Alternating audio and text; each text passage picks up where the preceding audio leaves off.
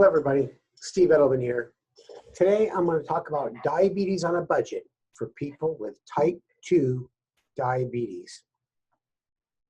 I want to thank you and congratulate you for joining our virtual conference in health fair. This is what the crowds look like when we used to be face-to-face. This of course is the health fair now, and so happy you can join us and learn as much as you can. This is a young lady at home. Of course, she's staring at me, not the younger, more handsome Schaefer Bader.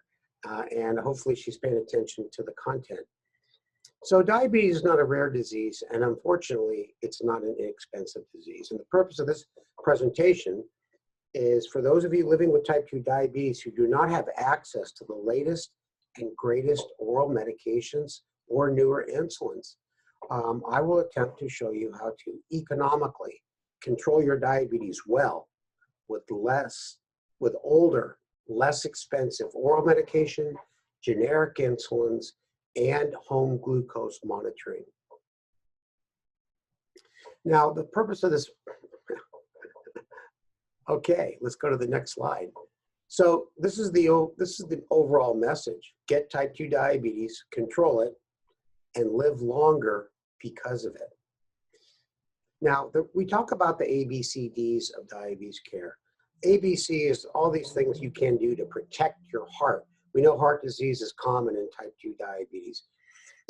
And what is very inexpensive is the aspirin, blood pressure, and cholesterol medications. And even though the medications that we talk about all the time in other lectures that can protect your heart and kidney, the SGLT2 inhibitors, the GLP-1 receptor agonists, you may not have access to those, but you do have access to these medications. And of course, no matter what type of budget you're on, slow, realistic lifestyle modification is key. And if you can't afford to go to a gym, walking is probably the single most important exercise you can do. Get your body moving, get your legs and arms, do a little stretching. You don't need money to do that. And I think that's an important message. So what are the unmet needs in type 2 diabetes? And you may have heard this if you watched There's Never Been a Better Time to Have Type 2 Diabetes. I put this lecture together to talk about some of the other therapeutic maneuvers, and I do repeat some of the important messages. Preventing and controlling weight. I think all of you folks with type 2 would agree with this statement. It's so easy to gain, so hard to lose. What about the high rate of heart disease, reducing the risk factors from what I've just talked about? The ABCs, and of course the Ds, which is diabetes drugs. I think for everybody on this planet, that it's difficult to make long-term lifestyle changes. Adherence to medications, because I know all of you hate taking all of those medications, and the emotional burden of living with type 2 diabetes. Now, this is a slide that I was shown when I was 15 years old and diagnosed with type 1. I was in a room full of 40 people. I was the only type 1. The rest were folks with type 2. They show a needle that looks like it could go all the way through this guy's body. For those of us who needed insulin, every type 1, some of the type 2s, look at the diet they recommended. I love it. Slice of roast beef with a lay of lard around it, whole eggs, canned green beans, whole milk, and Wonder Bread. And then, of course, remember in 1970, when I was diagnosed with type 1, there was only one type of oral medication, and that was the sulfonylureas. We're going to talk about all the newer ones in a second, but specifically focusing on the generic ones. Now, what about home glucose monitoring? You need to have a glucose meter, and I'm going to show you in subsequent slides how to get those meters and strips economically. So this is the most important thing you have. It's your own personal laboratory in the palm of your hand. And I'm going to also give you suggestions on when to test, depending on what type of therapy you're on and what type of control you're on. But one thing that bugs me as someone living with diabetes, these are excellent meter companies. Why do they always have these advertisements with completely normal blood sugars? I dare them to show a meter advertisement with these numbers and have little voice boxes come out. When you get over 200, son of a, or damn, or even actually, you know, perhaps have some music.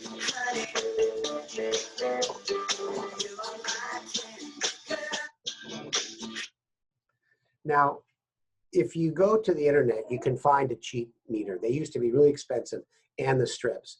The Rely On brand that Walmart puts out, not bad. $10 for the meter, and of course, that'll last as long as the batteries last. You buy a new battery, and you can get 15 glucose strips for $14. Now, very importantly, not all type 2s are created equal in terms of the number of tests per day. I know you don't want to prick your finger. I don't like to do it either. I did it for so many years.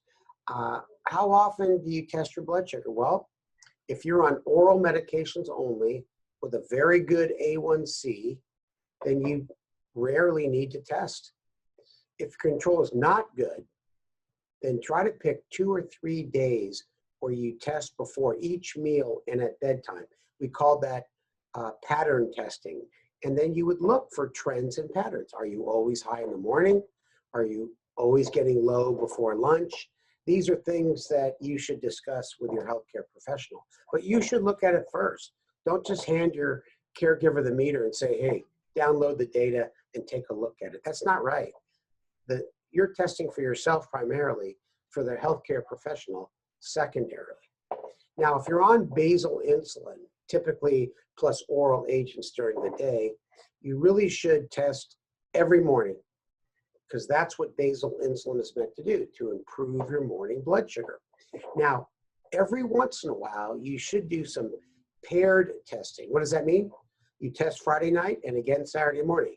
You test Tuesday night and again Wednesday morning, because you're really not supposed to change too much between bedtime and the morning. And that tells you if your basal rate is set correctly. Let's say you go to bed at 200, which is high, of course, and you wake up at 200. What does that tell you? It tells you that you need to do something to reduce your blood sugar at bedtime. Your basal dose of insulin may be perfect because those two numbers are very close. So don't forget that. I'll talk about that more in a second. If you're on multiple daily injections, then you're just kind of like a type 1, and you theoretically, to get the best control, you should test before each meal and at bedtime. And I think anybody should test if they feel low or hypoglycemic, because it's pretty important to know if your blood sugar is matching what your feelings. Now, okay, got some PowerPoint fanciness here. What about your A1C? Well, in the hospital laboratory, they might be quite expensive. You can buy these tests over the counter. There's more than one, but they're about $8 to $10 for one test. And you may not need to test that often. Typically, we say every 3 to 4 months. But if your control's good, nothing's changing, and your A1C is good, probably every 6 months is just fine. Why test if you don't absolutely need it? But once again, you should not test more frequently than every 2 months, because it is the long-term control factor. And the A1C is important. Remember, we're shooting for less than 7, ideally less than 7.5, which is a kind of a good goal, and at minimum less than 8. But once again, it depends on your age, other medical conditions, a good topic for discussion with your healthcare provider. So let's talk about type 2 diabetes medication. Our toolbox is huge these days, huge. And a short disclaimer before I continue. You might get the urge to change your medication, add a new one, change your old ones. Please don't do that. I'm not your doctor. I don't know anything about your specific details. You need to take any information you learn today, take it to your healthcare provider, and have a discussion. That's what it's all about. Now, some concepts before I get into the specific medications. Type 2 diabetes treatment strategies. Your therapy may change over time. Even if you do everything the same, You do everything correctly. Well, let's just take an example. When you're first diagnosed, they're going to say lifestyle changes, and we'll put you on metformin, also called glucophage. Then your A1C may creep up, or it may not be controlled with just that medication. They say we need to add another or two other oral medications, and you might need one of these GLP-1 receptor agonists, and you can see they're all listed there. You may not be eligible for those if your budget is not very good and you have a very high copay, or you don't have insurance at all. And then the next step we're going to talk about quite a bit, and I've already spoke about it a little bit, is adding basal insulin at night to the daytime oral medications, or adding it in the morning. And then occasionally, if you've had type 2 a long duration, you may need a multiple daily injection regimen, meaning fast acting with every meal and basal insulin. And some folks use insulin pumps, but typically you need insurance for that. And we call that the natural progression of type 2 diabetes. Now, believe it or not, there's 12 classes of medications available for type 2 diabetes. Let me walk you through this. Well, you can see on the left, we have insulin in red. That was 1922. Then not until 1950 did we develop the first oral medication for people with type 2 diabetes. And now we have several. Then fast forward, I shouldn't say fast because it only took 45 years to come out with the second oral medication.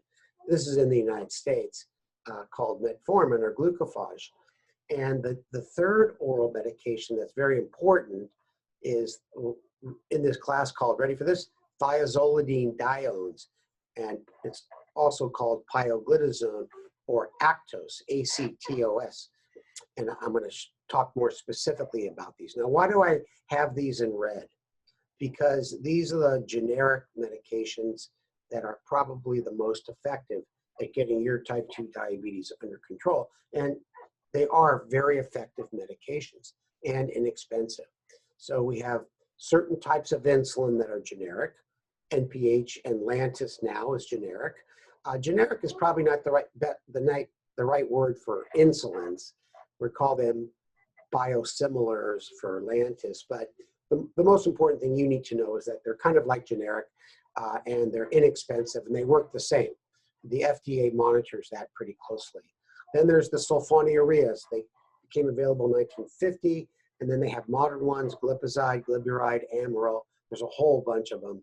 Then metformin, of course, in 1995, glucophage, Glumetza.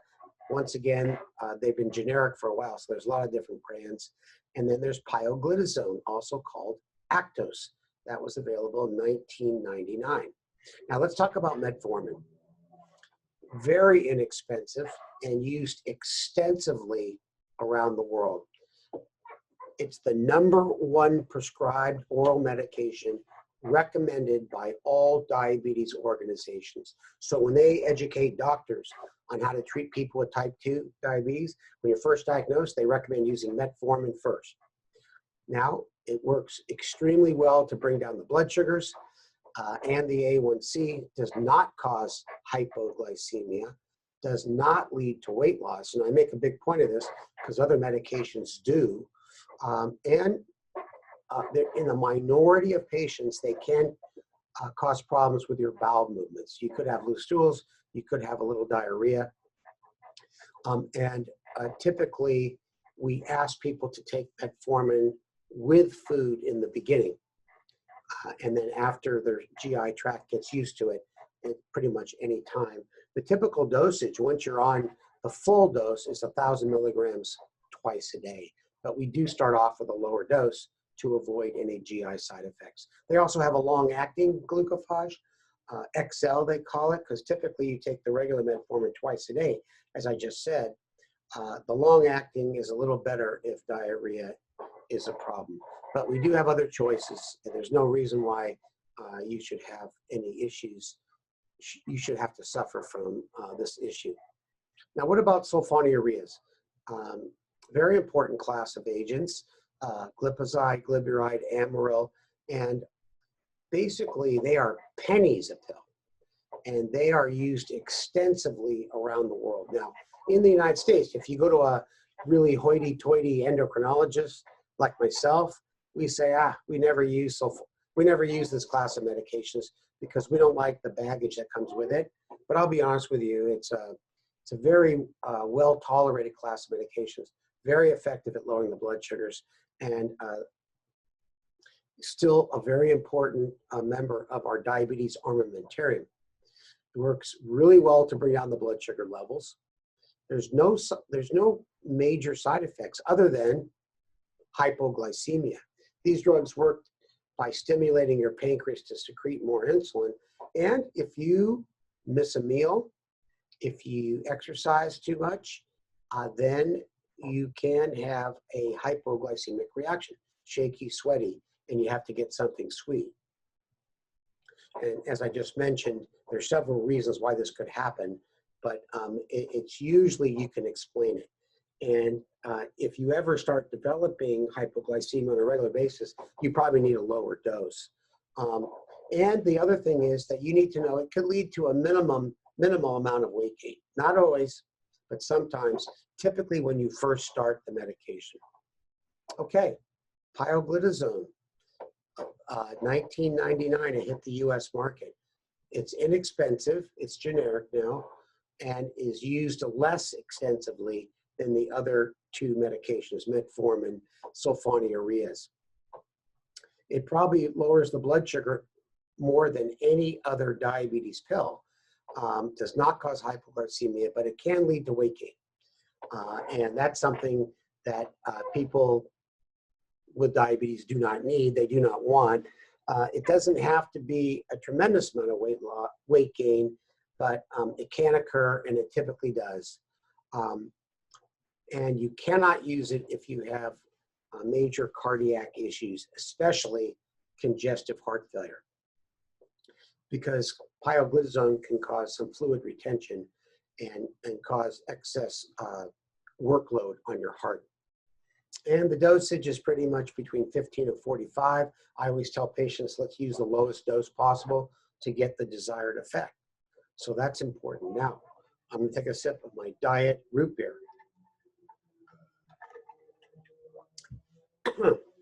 For all you folks that say you don't like the taste of diet, try diet root beer first.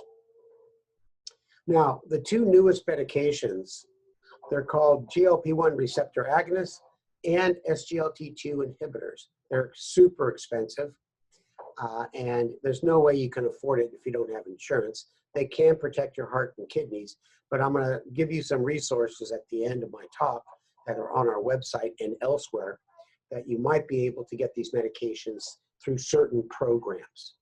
So but I'm not gonna spend much time talking about them. In fact, I'm pretty much done.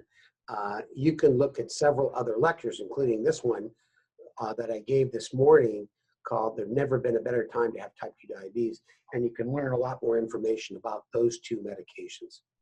Now, typically when we treat people with diabetes, we're using oral medications first. Then we go to insulin, and I'm going to talk to you about the different insulin regimens. But the first thing I'm going to tell you that there are generic medications for people with type 2 diabetes. So for rapid-acting insulin, we do have generics. We have regular insulin. We have NPH and glargine. Glargine is the same as Lantus. Now, if you look at the letters in red, you can see that regular insulin and generic Humalog, which is a fast-acting insulin analog, it's called Admelog, and you could take these two are very inexpensive. These are the type of insulins you take with meals, if you need them with meals. Not all type 2s need them with meals. And then you can see down below NPH, which is really an intermediate acting basal insulin. Several companies make it, Lilly and Novo. And then if you go down to the bottom, there's what we call follow-on biologic or generic glargine, which is Lantus. Lantus is a blockbuster basal insulin, and it's called Basaglar. And there's another name for it too, which I'll get to in a second. There it is at the lower left. called Semglee, S-E-M-G-L-E-E, and Basaglar. These are two generic Lantus insulins made by Mylan and Lilly. Then you can go to Walmart and get Rely-On insulin for $25 a bottle. It's extremely inexpensive. You know, typically a bottle of the newer insulins costs $200 to $300. Yeah, one bottle. And you can also get inexpensive syringes as well. So I'm going to just quickly walk you through the different options of insulin therapy in type 2 diabetes, because even though we refer insulin to after the patient needs more glucose control after being on all the oral medications needed, then we go to insulin. Now, if you have access to a GLP-1 receptor agonist, we may want to go to those first, but that's the other lecture that I gave this morning. So the first therapy of the four is very important. Super effective, super easy to give, the lowest amount of side effects. You use the lowest amount of insulin. It's called combination therapy. Basically, it's an addition of a single injection of a basal insulin once a day to oral medications. And the ones on here that I underlined are the ones that you can get inexpensively, Lantus and NPH. So basically, it's one injection a day. It's very convenient. Typically, you give it in the morning or the night. If you do only have access to NPH, we say take that at night. Very slow, safe, and simple titration, self-titration, and you can get no weight gain or very limited weight gain. And it's effective improvement in glucose by bringing down the morning blood sugar. So we're always going to be asking you to test your blood sugar in the morning when you're on basal insulin. So I want to tell you about a real case, 66-year-old woman. She's overweight. She was diagnosed with type 2 diabetes 9 years ago. She's currently on maximum doses of oral medications, Metformin, glipizide, Januvia. Her primary care provider put her on 10 units of insulin glargine in the morning. After 3 months on 10 units, she felt it did not work, and she stopped it.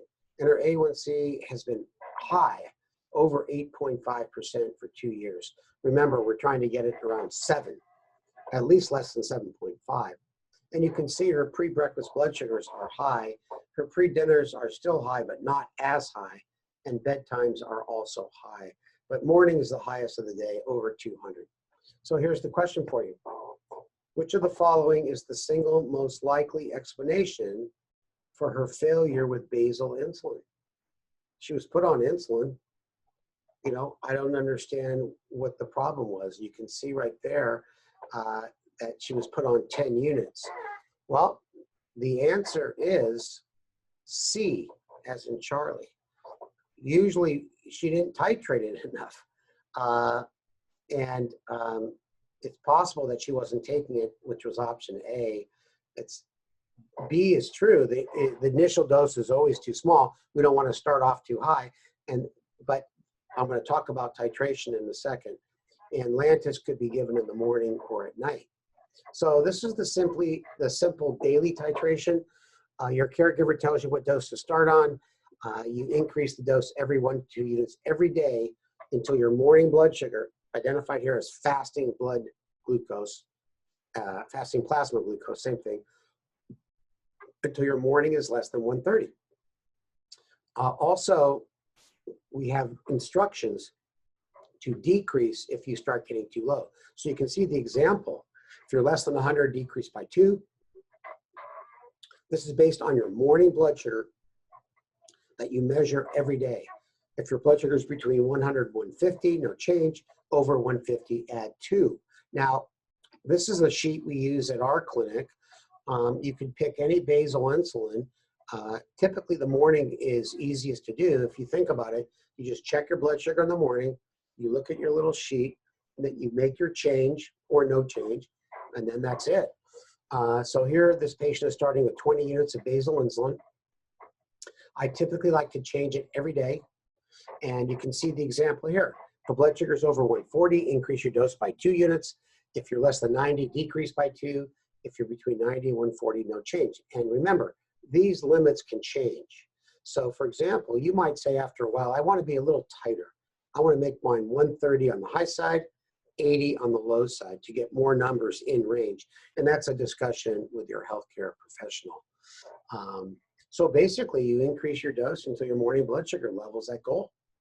And it's extremely important. 2 units is a small change, but it's basically over time, you will get there. And remember, the morning blood sugar bounces around. We don't want you making a big change on one day where you're 300 because you had a hot fudge sundae, and we don't want you lowering your dose too much if you got slightly low. Just remember that most patients stay between 40 and 80 units a day on average, but it can be higher and it can be lower. Remember, the total dose doesn't matter. What matters is your blood sugars. So on the second attempt, generic Lantus was added at night, 10 units, titrated up to 96 units. The pre-breakfast numbers are now between 90 and 140. A1C dropped to 6.9%, pretty damn good. No hypoglycemia. They did gain 2 pounds of weight, small price to pay for huge improvement in your A1C, and all the oral medications were continued as usual. Now, I want to tell you about a pitfall of basal insulin. I've already told you the first one, titrating too slowly or not titrating at all. And the second one is not paying attention to the bedtime blood sugar. And that's why I suggest test at bedtime and again the next morning, Friday night, Saturday morning, Tuesday night, Wednesday morning. And you want to make sure that the bedtime blood sugar isn't too high. If it is, then you need to work on improving your bedtime blood sugar. Your bedtime blood sugar ideally should be between 140 and 180. And if you have a continuous glucose monitor, you'd have a trend arrow straight across. But I doubt if you do, if you're on a budget. And there are different ways you can do it. You can reduce the calories at dinner time. You could try to have an earlier dinner and get some exercise in. Try to reduce the carbs in your diet. And if that doesn't work, then you may need to take some fast-acting insulin before dinner. And if you have access to a GLP-1, and if you do, you're probably not watching this lecture on controlling your diabetes on a budget. So let's go to the second type of insulin therapy in type 2. We call it combination therapy with pre-meal fast-acting insulin only. This is my only slide on it. You're on oral medications, then you take fast-acting insulin with each meal, no basal. It's probably not the most common regimen, but I did want to mention it. And I've underscored the two affordable mealtime insulins, Humalog and regular. Because don't forget that there's a medication called Admelog, which is a generic Humalog, and regular insulin is very cheap. Now, what about premixed insulin twice a day or split mix regimen? They do make insulin called premixed, and you can see at the bottom underlined, that's the cheaper versions, but they work well. Humulin 70/30, that means whatever dose you take, 70% of that dose is NPH, intermediate acting insulin, 30% is regular or mealtime insulin. And you can see from the picture, we typically give it twice a day with the 2 main meals. And the folks at Novo make one as well. And there are certain challenges with this regimen. You can see there's no coverage at lunch, and the NPH that you take at dinner time peaks between 2 and 4 a.m. in the morning. Some people have nocturnal hypoglycemia, and there's not much flexibility. When you change the dose of 70/30, you're changing the dose of both regular and NPH. But just let me tell you that I've used this 70/30 for years and years, and it can work very well. And so don't let anything I tell you to scare you off. But it's some of the older medications still works pretty well. Okay, what's the last regimen? The last regimen is very similar to type 1. It's called basal bolus regimen or an insulin pump, even though you're probably not going to be using a pump. But what does it mean? It means that you give fast-acting insulin with every meal or with certain meals and basal insulin. So this is an example of a patient with type 2 on a continuous glucose monitor. And right where that arrow is, that's the only time of the day this patient needs help controlling his blood sugars, which is dinner time. So this patient takes fast-acting insulin at dinner. Don't forget, this person's also on basal insulin and a bunch of orals. And here's the point. You may not need fast-acting insulin with every meal. Now, if you don't have access to a continuous glucose monitor, then you test before and after your meals to see which meal causes the highest elevation in blood sugar. So this is sort of how you would do it. You start off, if you're not under control with oral medications, you start with basal insulin. You can see NPH and Lantus there. You try it for 3 months, you titrate it. Just like I showed you, you get that fasting blood sugar down. If the A1C is still above 7, then you're gonna go to fast-acting insulin once with 1 meal. I have inhaled insulin listed here because even though you probably can't afford it yourself, there are special programs to help you get it. And if your A1C still isn't good, after fixing 1 meal, you go to a second meal. Maybe you start off with dinner, then you go to lunch and dinner. And then once again, if your body really needs help with insulin with every meal, you determine that by how high your blood sugars bounce up after eating. You may need fast acting with every meal, just like someone with type 1. Well, what are the concerns with insulin? We talked about hypoglycemia. That's important. Your meter should always carry your meter and test when you think you're low. Cough, if you're on inhaled insulin, that occurs in a small percent of people. And inhaled insulin, if you can get your hands on it, is not for smokers or anybody with COPD or asthma or chronic bronchitis. Now, in most studies, insulin use is associated with a small amount of weight gain over time. Why? Well, blood sugar control, you decrease the amount of sugar that goes out in the urine, so you save those calories. Sometimes insulin is associated with fluid retention, and sometimes people say that when they're on insulin, they're hungrier, can lead to overeating. So there are better basal insulins and rapid-acting insulins that help with weight gain. Some of those are probably not accessible to you, but once again, if you watch some of the other lectures like this one, insulin options for people with type 2 diabetes, given by, oh yeah, me, you might get some ideas. So remember, let's now talk about lifestyle modification, how that can help control your diabetes on these less expensive drugs. Exercise makes up for mistakes. Anybody see anything wrong with this picture? This is the Frankfurt airport, and it was pretty unusual for someone to take the stairs. Whoa. Gosh, that's so nice that you laugh at me. This is a subway in Sweden. And look at the signs that came on the ground. And this is an actual subway. I'd say in Sweden, there's not that many heavy people compared to the US. Now, what about me?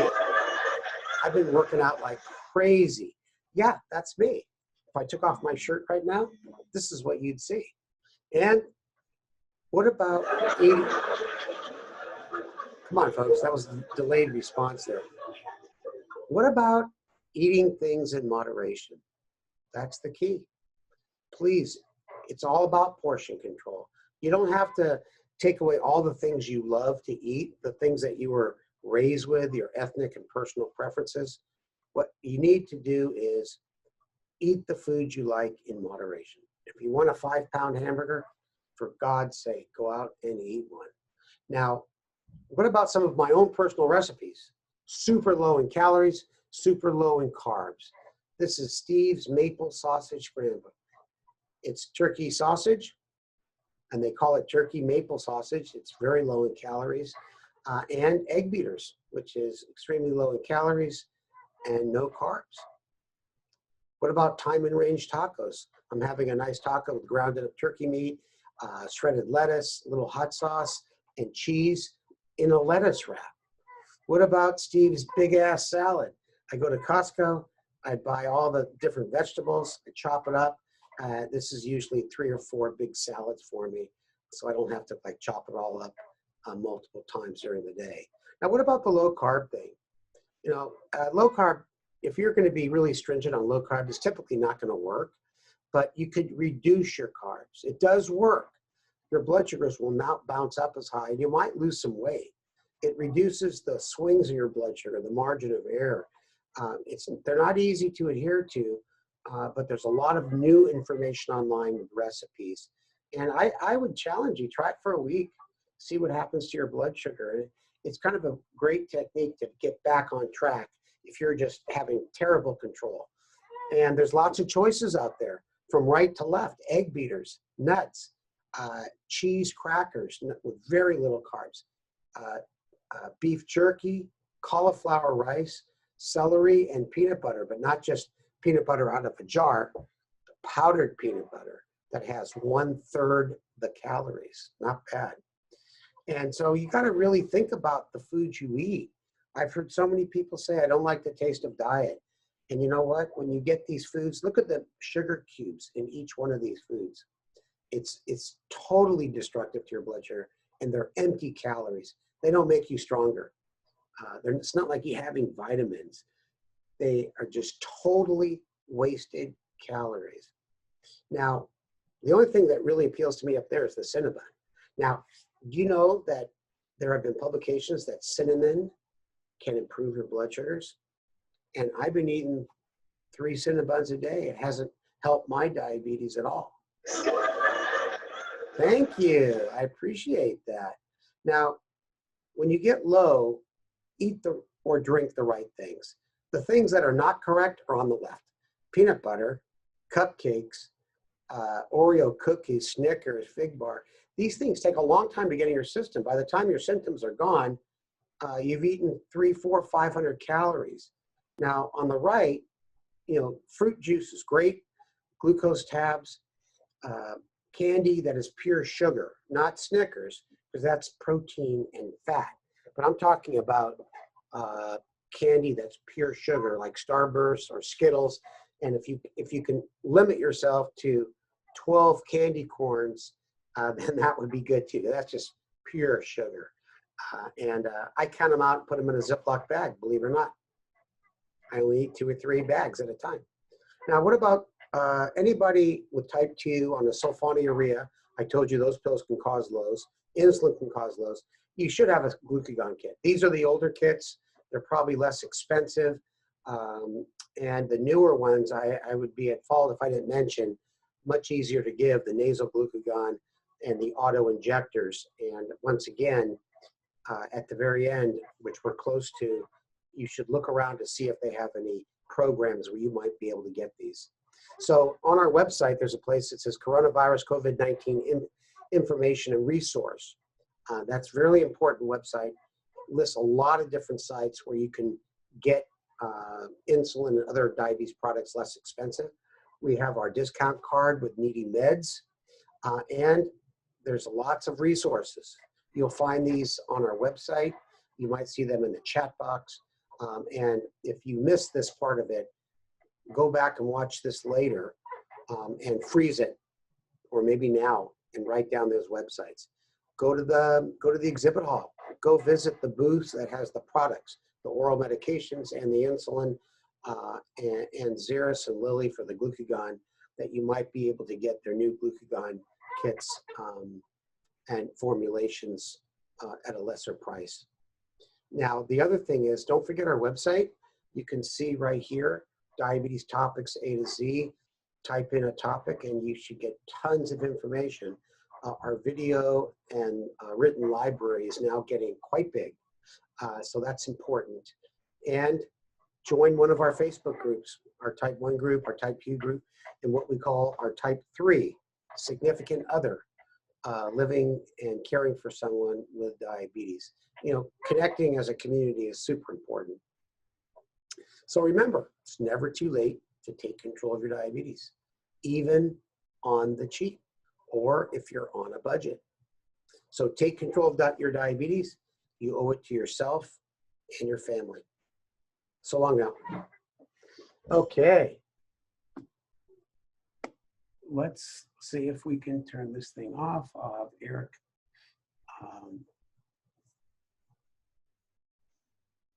Okay.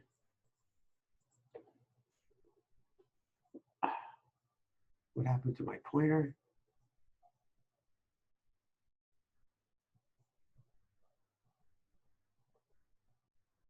It's one second, Eric.